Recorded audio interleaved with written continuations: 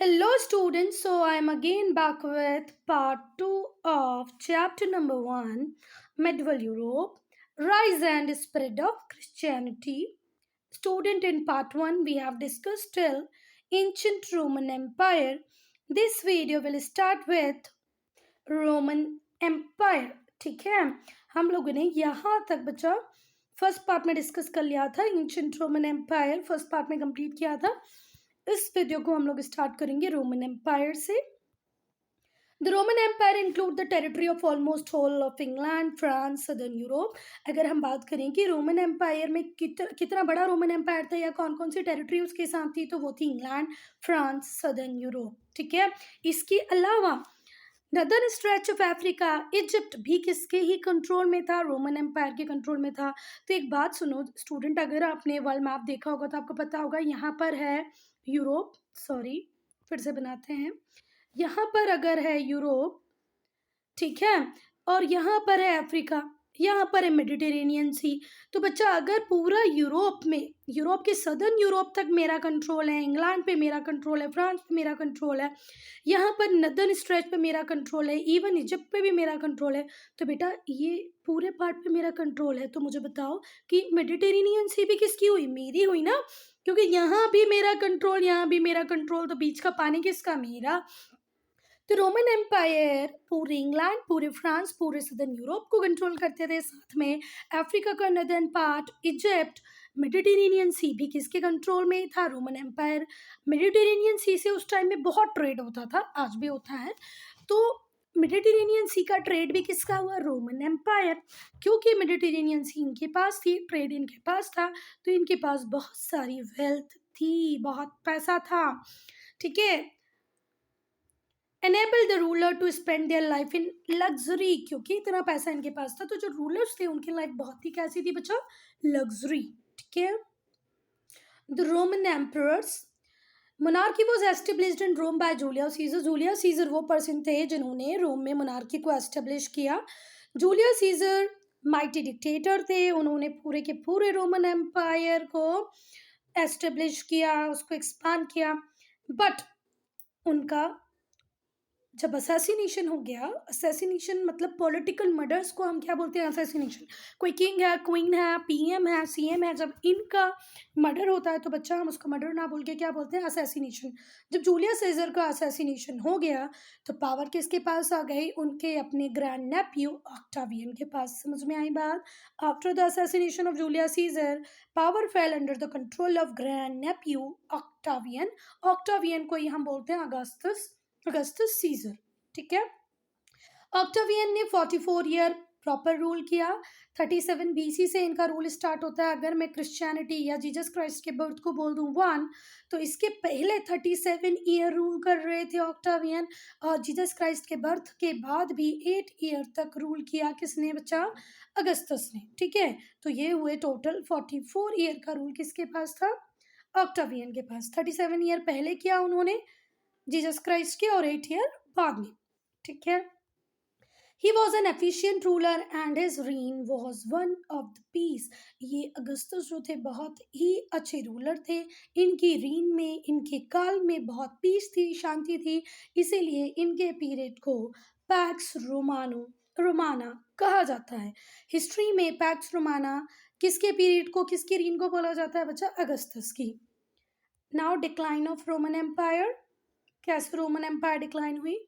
Most of the successor of Augustus were inefficient. बच्चा ये हर dynasty की प्रॉब्लम होती है कि फादर अगर बहुत ज़्यादा एबल हुए तो हो सकता है उनके जो सन है, ग्रैंड सन है, वो उतने ज़्यादा एबल ना हो, एफिशिएंट ना हो। तो इसी तरीके से जो रोमन एम्पायर के आने वाले जो रूलर्स थे वो बहुत ज़्यादा एफिशिएंट नहीं थे, इनएफिशिएंट थे।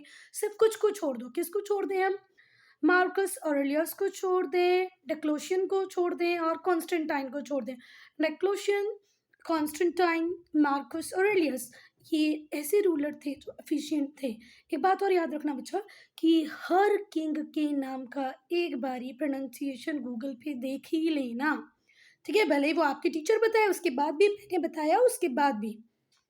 मार्कस ऑरेलियस, डेक्लोशियन और कॉन्स्टेंटाइन ये थोड़े थोड़े एफिशिएंट थे। कॉन्स्टेंटाइन वो फर्स्ट रोमन एम्परर थे जिन्होंने क्रिश्चियनिटी को एम्ब्रेस किया, ठीक है, क्रिश्चियनिटी को अडॉप्ट कर लिया। It was Constantine who founded the city of Constantinople. ठीक है, कॉन्स्टेंटिनोपल बनाने वाले भी कौन थे? कॉन्स्टेंटाइन। क्रिश्चियनिटी को एम्प्रेस करने वाले भी कौन थे? Constantine. In the year AD 330, this city became the new capital of Eastern Roman Empire.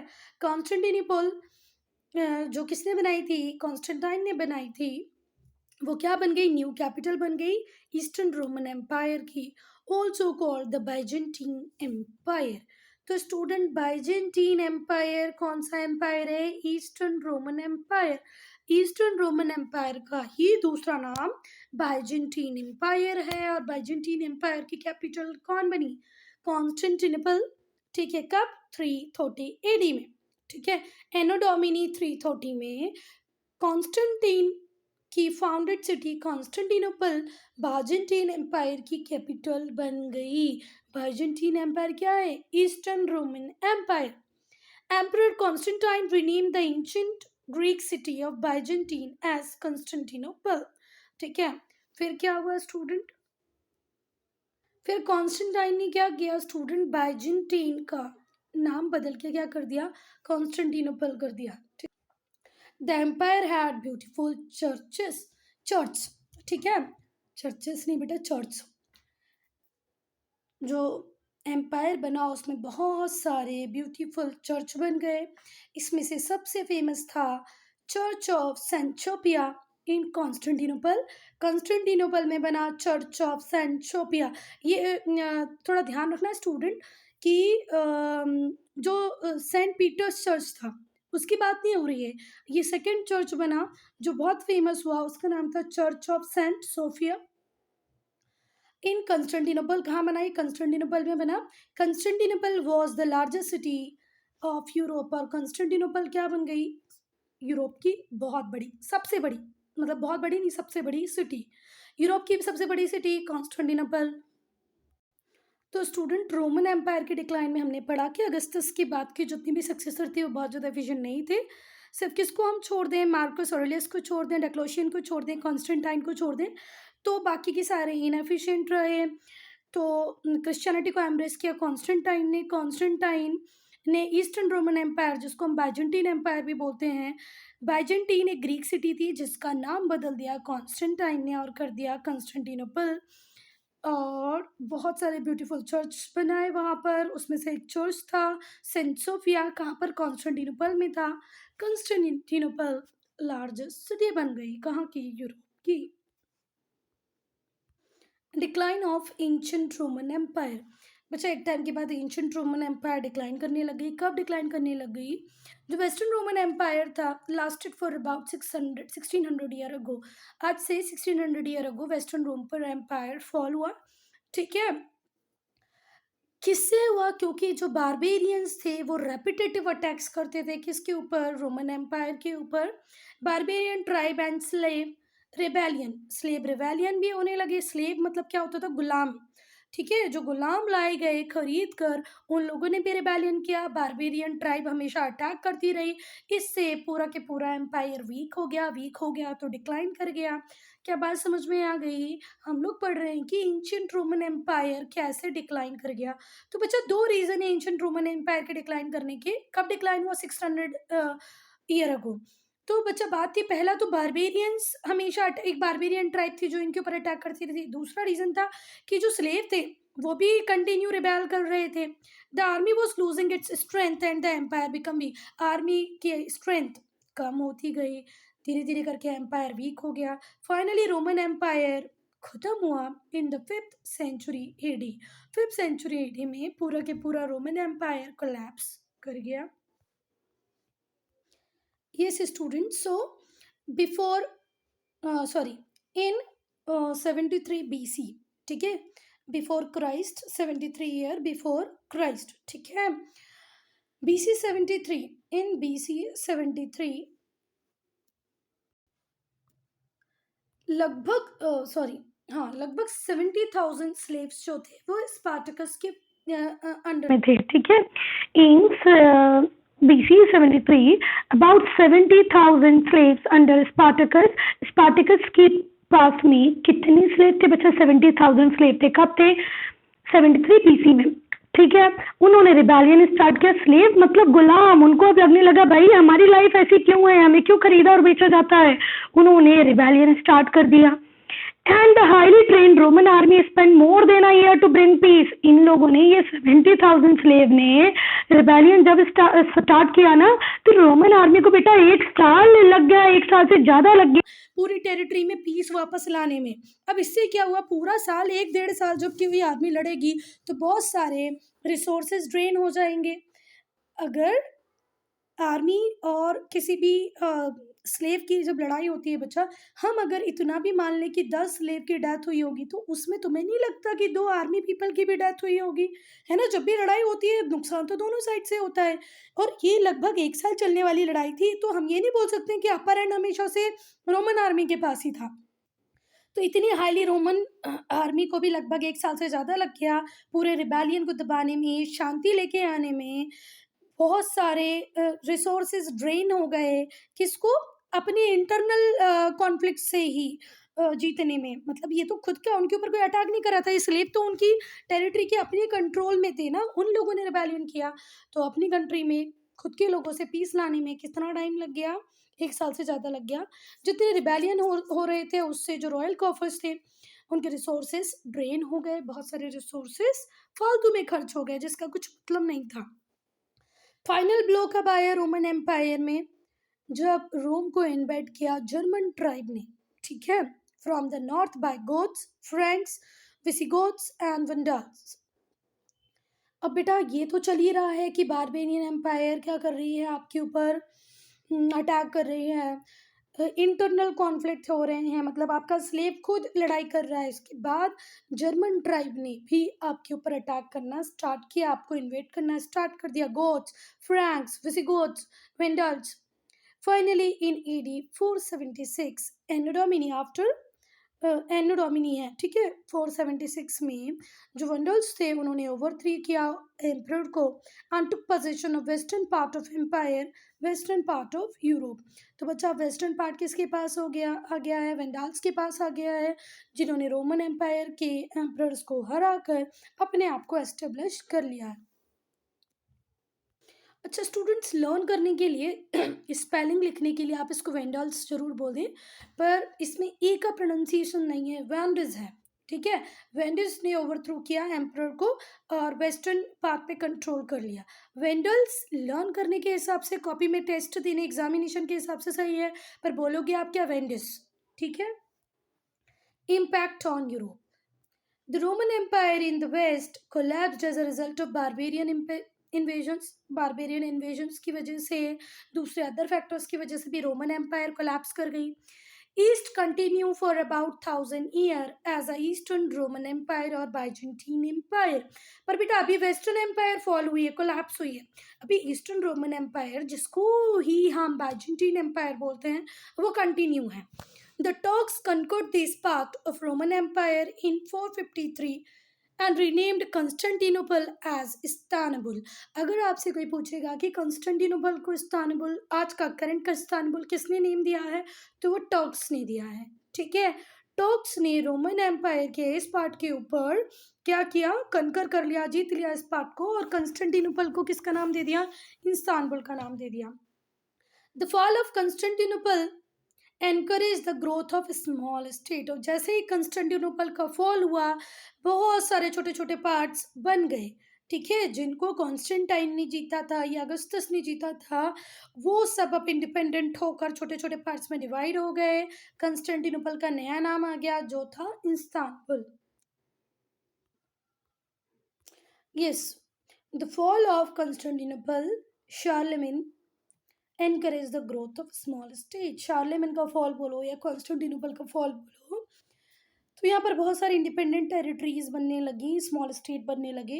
About AD 600 king Charlemagne founded an empire in modern France and Germany. 800 AD में Charlemagne ने क्या किया था बच्चा? मॉडर्न फ्रांस और Germany में बहुत सारे स्टेट फॉर्म करना स्टार्ट कर दिया था, एक एम्पायर बनाना स्टेट नहीं, एम्पायर बनाना स्टार्ट कर दिया था। स्टूडेंट, डिसइंटीग्रेट का मतलब होता है टूट जाना। ठीक है, डिसइंटीग्रेट का मीनिंग क्या होता है? टूट जाना। तो स्टूडेंट, शाले की डेथ के बाद क्या हुआ? पूरा के पूरा एम्पायर जो उन्होंने बनाया था वो डिसइंटीग्रेट हो गया, टूट गया। By AD 1000 a new empire called Holy Roman Empire was established in Germany and Austria. इसके बाद फिर से एक न्यू होली रोमन एम्पायर आया, ठीक है, कहाँ पर? जर्मनी में, ऑस्ट्रिया में। Soon many kingdoms began small emerged in other parts of West Europe during the medieval period। और फिर मिडवल पीरियड में यूरोप के वेस्ट पार्ट में बहुत सारी बिग स्मॉल किंगडम एमर्ज होना स्टार्ट हो गई। क्या बात समझ में आ गई? 1000 AD में एक न्यू एम्पायर है जिसको हमने बोला होली रोमन एम्पायर। कहाँ पर एस्टेब्लिश हुआ? जर्मनी में, ऑस्ट्रिया में। इसके बाद से बहुत सारी बिग और स्मॉल किंगडम्स एमर्ज होना चालू हो गई वेस्ट यूरोप में मेडिवल पीरियड में।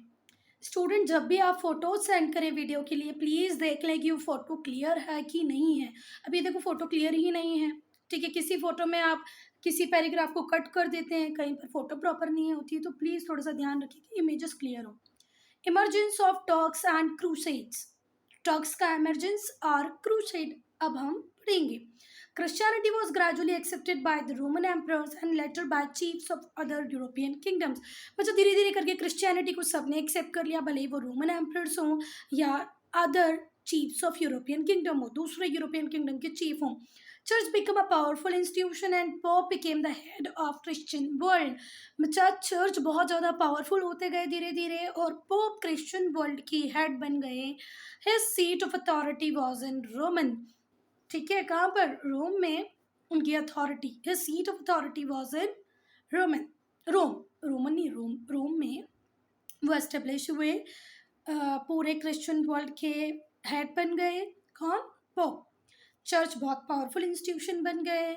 सब लोगों ने क्रिश्चियनिटी को एक्सेप्ट कर लिया, भले ही वो रोमन एम्परर्स हो या यूरोपियन चीफ्स हो, ठीक है, अदर यूरोपियन चीफ्स हो। और जो पोप थे उनकी सुप्रीम अथॉरिटी हुई, कहाँ पर हुई सुप्रीम अथॉरिटी? चर्च की, मिडवल यूरोप में। And they could command kings to obey his order. Even जो पोप थे उनकी जो पोजीशन थी वो किंग्स के भी ऊपर हुई। किंग्स भी उनके ऑर्डर्स को फॉलो करते थे। किंग्स भी किसके ऑर्डर को फॉलो करते थे? पोप के ऑर्डर को फॉलो करते थे। The conquest of Byzantine Empire by Turks had great consequences। पर बाद में लेटर स्टेज में बाइजेंटीन एम्पायर को किसने कॉन्क्यू कर लिया? किसने कॉन्क्यूज किया, जीत लिया? टर्क्स ने, ठीक है, तुर्क। Turks had great consequences। consequences मतलब नेगेटिव इफेक्ट्स, ठीक है। The Pope wanted to recover the territory of the Holy Roman Empire from the Turk। बहुत सारी टेरिटरी एक्वायर कर ली टर्क्स ने। तो जो पोप थे वो चाहते थे कि भाई हमें हमारी टेरिटरी वापस मिल जाए। The kings of European countries supported the Pope and sent their feudal lords। अब बहुत सारे जो यूरोपियन कंट्रीज थी वो पोप को सपोर्ट करती और अपने फ्यूडल लॉर्ड को किसके पास भेज देती? पोप के पास भेज देती। भाई इनका भी आप यूज करो, ठीक है, इन आर्मी का यूज करो, ठीक है। To help the Pope to recover the territory. Pope को टेरिटरी रिकवर करने के लिए बहुत सारे फ्यूडल लॉर्ड्स को डिफरेंट यूरोपियन किंग्स ने सेंड किया। सो स्टूडेंट, हमने टर्क्स की इमरजेंस को देखा। टर्क्स आए और आते ही टर्क्स ने क्या कर दिया? बाइजेंटीन एम्पायर पे कॉन्क्वेस्ट स्टार्ट कर दी, ठीक है, जिसकी बहुत ग्रेट कॉन्सिक्वेंसीज हुई। पोप की पावर धीरे से थोड़ी सी कम होने लग गई, ठीक है। पोप का मानना ये था कि जो टेरिटरीज हमारे टर्क्स ने एक्वायर की हैं हमें वो वापस मिलनी चाहिए। इसके लिए बहुत सारे जो यूरोपियन किंग्स थे उन्होंने अपने फ्यूडल लॉर्ड्स को भेज दिया उनके पास कि भाई अब इनकी भी हेल्प ले लो अपनी आर्मी में और टेरिटरी वापस ले लो।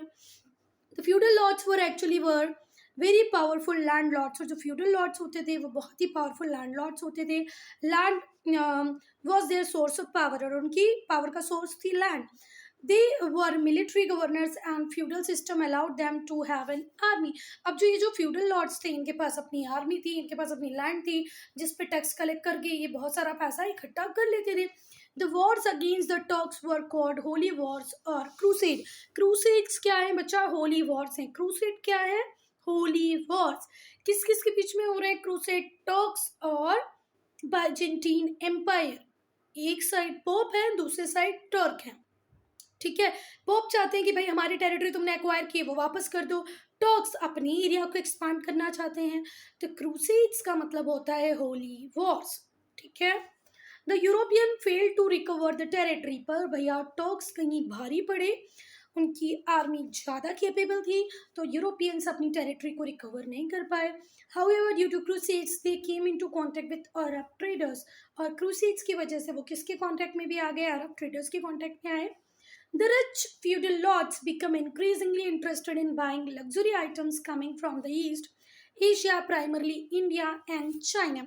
अब जो रिच फ्यूडल लॉर्ड्स थे वो बहुत ज़्यादा इंटरेस्ट लेने लगे किसमें, लग्जीरियस आइटम जो प्राइमरली कहाँ पर अवेलेबल थे, एशिया, और एशिया में भी कहाँ पर, इंडिया और चाइना में। They were sold by Arab merchants, और इनको सोल्ड करने की ड्यूटी उस टाइम किसके पास थी, अरब मर्चेंट। अरब मर्चेंट क्या करते थे, चीज़ों को इंडिया चाइना से लेते और सेल आउट कर देते थे यूरोप में। Very soon a group of middle class man, the merchants of Europe, started buying goods from Arab merchants and sold them to the feudal lords. फिर धीरे से एक नई क्लास हुई, नई मिडिल क्लास में आ गई, नई मिडिल क्लास आ गई, जिसने क्या किया, यूरोप में सेलिंग स्टार्ट कर दी। किससे, गुड लेके, अरब मर्चेंट से। ये लोग क्या करते हैं, अरब मर्चेंट से इंडिया और चाइना का गुड लेते हैं, उसको यूरोप में सेल कर देते हैं, और यूरोप में भी किसको, फ्यूडल लॉर्ड्स को। क्या बात समझ में आई, फ्यूडल लॉर्ड्स को गुड सेल करते हैं मर्चेंट्स, ठीक है। वो मर्चेंट्स खुद पहले किससे गुड लेते हैं, अरब मर्चेंट से। अ group of middle class man, the merchants of Europe, started buying goods from Arab merchants, जो यूरोप के मर्चेंट्स थे वो अरब मर्चेंट से गुड लेते और फ्यूडल लॉर्ड्स को सेल कर देते, सोल्ड कर देते। In the course of time the merchants become extremely wealthy, अब इनको एक मेजर मोटा प्रॉफिट होने लगा। ये अरब से लेते, फ्यूडल लॉर्ड्स को सेल कर देते, इससे ये लोग धीरे धीरे करके बहुत वेल्दी बन गए। And lords wasted their wealth due to their extravagance, ठीक है। अपने एक्स्ट्रावेगेंस की वजह से जो फ्यूडल लॉर्ड्स थे वो धीरे धीरे करके अपनी वेल्थ को ड्रेन करते गए, और ये वेल्थ किसके पास पहुंच रही, मर्चेंट के पास। सपोज करो मैं एक फ्यूडल लॉर्ड हूँ, ठीक है, मेरे पास बहुत सारा पैसा है, ये भर भर के पैसा है, ठीक है, और यहाँ पर एक मर्चेंट है, इस मर्चेंट ने किससे गुड लिया हुआ है, अरब मर्चेंट से।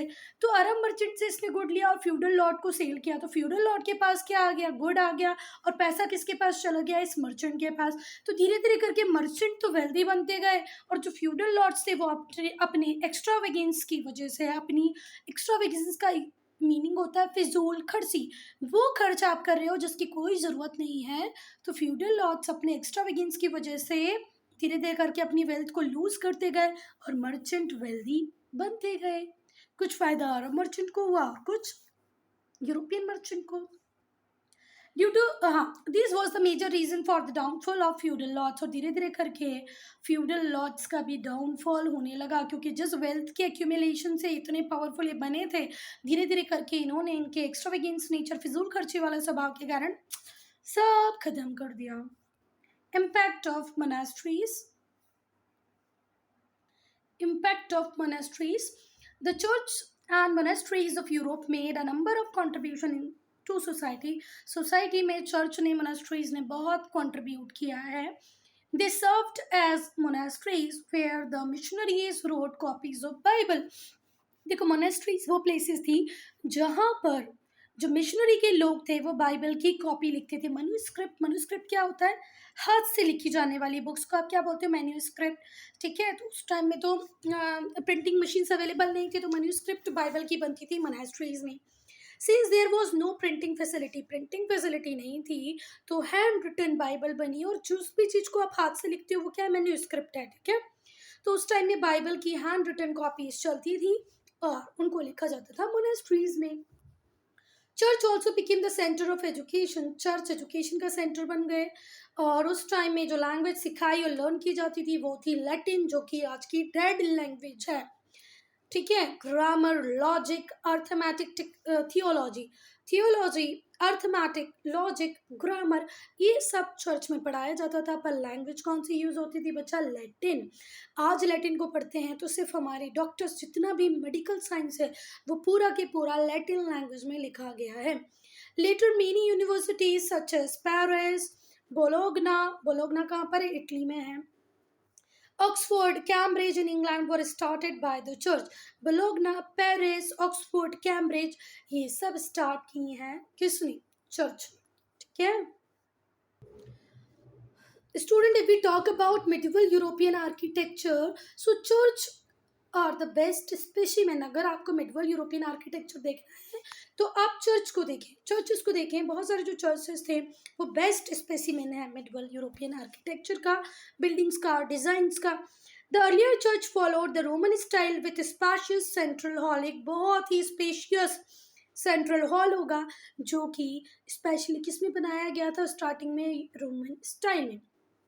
राउंड आर्चेस, राउंड आर्चेस मतलब आप लोगों ने देखा होगा ना, एक दरवाज़ा जब बनता है तो ये इसको बोलते हैं राउंड आर्चेस। तो ये बहुत सारे टेम्पल्स वगैरह में भी आपने देखा होगा। स्पेशियस हॉल है, आर्चेस हैं, रोज ऑफ कॉलम्स हैं। ठीक है। From 12th century area new style called gothic architecture was developed in France. पहले तो सब कुछ रोमन थीम पे ही चला, फिर बाद में गोथिक आर्किटेक्चर डेवलप हुआ फ्रांस में। The building had lancet arches and pointed tips and the wall had windows।